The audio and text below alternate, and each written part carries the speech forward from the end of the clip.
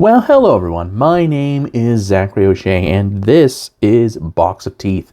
We're going to take one step deeper into Cosmic Horror today in relation to the antagonist for Dungeons & Dragons I've been talking about so far this month, so stay tuned.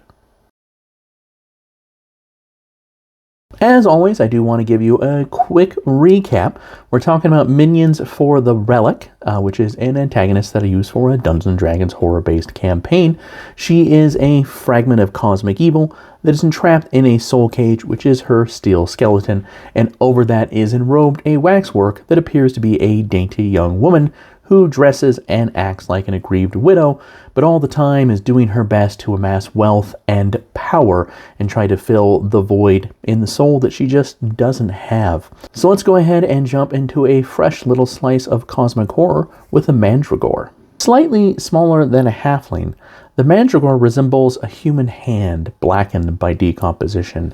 The hazy image of an eye flickers on its palm, and this eye moves as if flesh and blood one would, instead of the spectral flame that it's made out of. The tip of each finger ends in a jagged nail with the same eerie fire flickering right above it.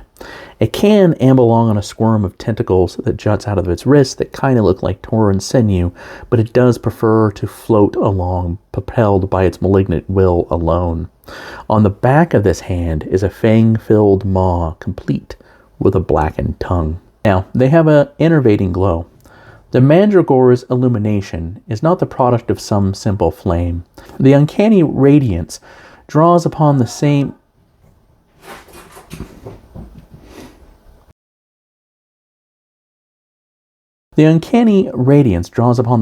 eldritch force at the relic's core.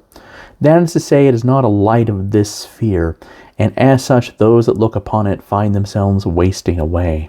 By contrast, aberrations and other creatures related to elder evils find themselves drawn to the glow, and they bask in it, akin to a cat in a sunbeam, which I'm sure you have heard my cat running around a little bit in the background here. Mandragore are also the Relic's favorite children.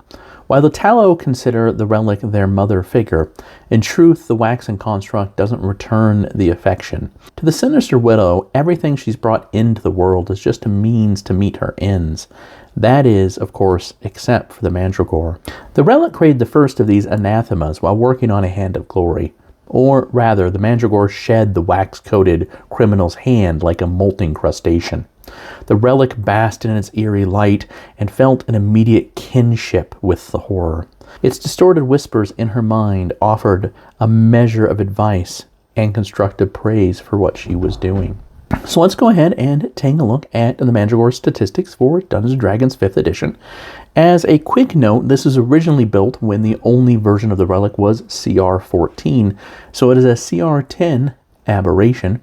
It is neutral evil, just like her, has an armor class of 16, a decent amount of hit points. It can hover along, but when it scuttles, it doesn't move very fast. It does have damage resistance to non-magical weapon attacks. It does have damage immunities to fire and poison, and condition immunities to the poisoned and prone condition.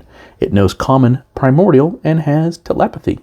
Like many of the Relic's minions, it does glow with the strength of a candle. However, the noxious effluence that it produces is essentially sickening radiance as the spell, so it enervates the creatures around them and deals necrotic damage.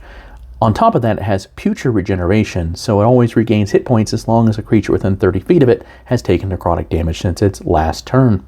It does have spell casting in a variety of warlock spells, Eldritch Blast, of course, Mage Hand, Chill Touch, Hex, Hold Monster, Hypnotic Pattern, and Misty Step.